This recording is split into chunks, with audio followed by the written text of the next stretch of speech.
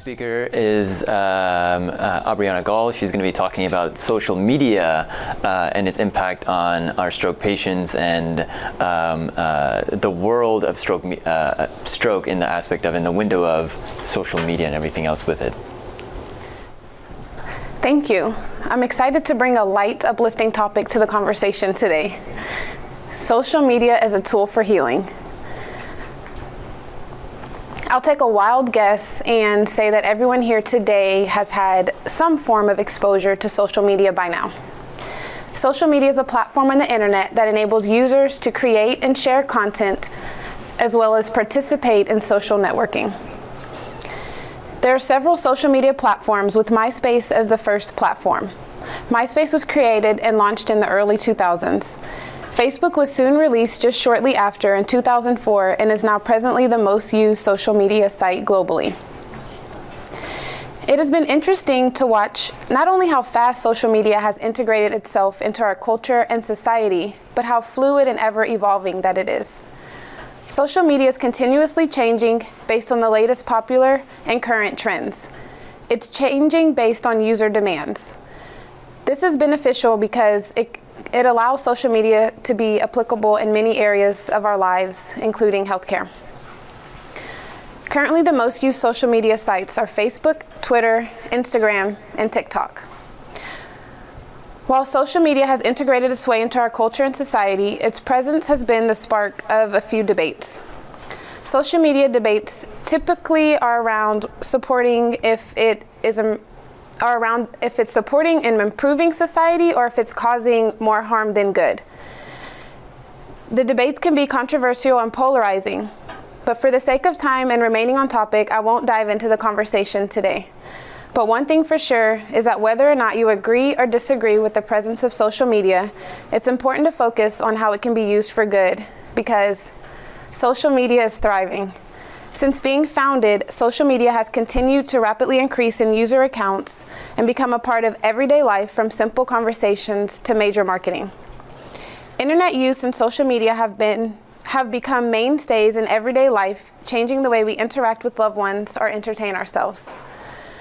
Social media is one of the most popular online activities, and in 2021, 82% of the population in the United States had a social networking profile, representing a 2% increase from the 80% usage reached from the previous year.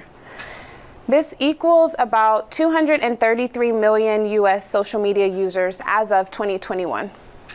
According to estimates, the number of worldwide social media users is about 4.2 billion as of January 2021. A cross-sectional study was carried out on it was a small study, it was just 374 patients and their companions at a tertiary care hospital in Saudi Arabia. In that study, it was found that 85% of the patients used social media for healthcare information. There are many benefits of having a hospital organization run social media page, and stroke patients can benefit from it as well, because it can provide a place for support groups. And Julia mentioned, well, her whole presentation basically supports the need for support groups. Facebook currently has a feature that allows members of support groups to post anonymously. This is beneficial because studies that I have listed at the end of this presentation have uncovered that patients have reported having notably more positive experiences with medical treatments, medical facilities, and their interactions with healthcare providers when they've had the chance to engage with other patients via social media or internet support groups. Social media support groups also allow a space and place for patients and family members to share their experiences. The ability to share one's story helps with processing the events that took place, find their voice, increase a feeling of control and autonomy with a life-changing event, and can also help with healing from a mental health aspect.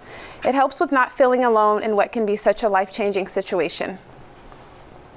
Patients have reported that the ability to talk with other patients, compare and review healthcare facilities and treatment options helps ease anxiety and makes them feel more confident about their care and treatment. Social media also provides as another source for current medical information, though this is where it can be a bit controversial because of the possibility of misinformation.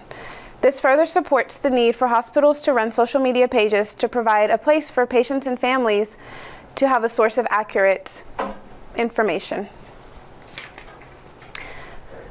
Currently, more than 40% of the healthcare consumers utilize social media for their healthcare information needs. 90% of the healthcare consumers are in the 18 to 24 age group. They utilize and believe the healthcare information that they read on social media. That can be dangerous because, as the study that I just mentioned before, whenever they surveyed the patients, they found that 81% of the patients believed the information that they were presented with, and only 50% of the information was accurate. So as providers, we have to educate our patients and family members to make sure that they obtain their information from reliable sources. For our recovering stroke patients, social media can be a tool for healing, as it can allow them access to others who have experienced similar events, as well as allow them a platform to have their stories heard. Reading and connecting with others and hearing success stories can help foster optimism and aid in their own recovery journey. Peer support groups give patients a sense of exercising control over the quality and direction of their lives. Lack of social support has been associated with onset of post-stroke depression at 3-month follow-ups. As Dr. Burton spoke about earlier, depression has been found to affect motivation and reduces the effect of rehab and recovery. Social media has found itself integrated into healthcare. Will it continue to grow and allow a space for patients to feel heard and connected with others, or will there be a need for encouragement from providers for its use? One thing for sure is that technology definitely has its advantages, and social media should not be overlooked as a tool for healing. Thank you.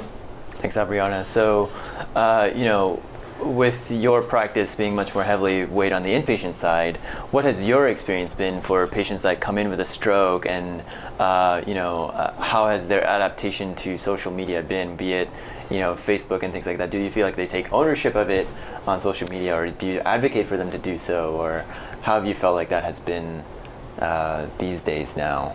So I think that social media provides a place for people to be able to tell their story and feel connected with others and share their experience and feel cared for, because then people can reply and wish them well as the family members and caregivers, as Julia was mentioning earlier, they also need support as well.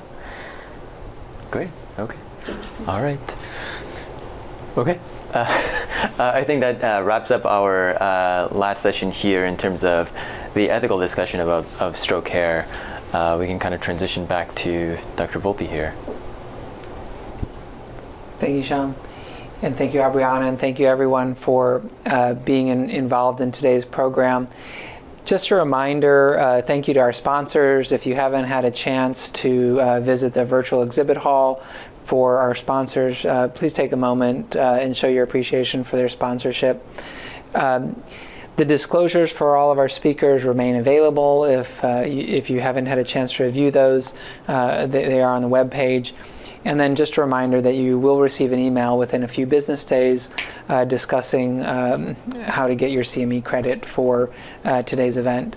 I do have a request. If you enjoyed today's event, if you learned from it, if you are able to give us feedback, we very much appreciate that. We're turning right around and starting to plan next year's even now. So your advice, your input is much appreciated. And also, if you did enjoy today's event and you have a colleague, someone else in the stroke world that would benefit from getting CME, this event will be back as a on-demand, and our current turnaround time is expected to be early March. So look for that, and if you need your CME before then, don't forget the Future of Stroke event from last year is currently available.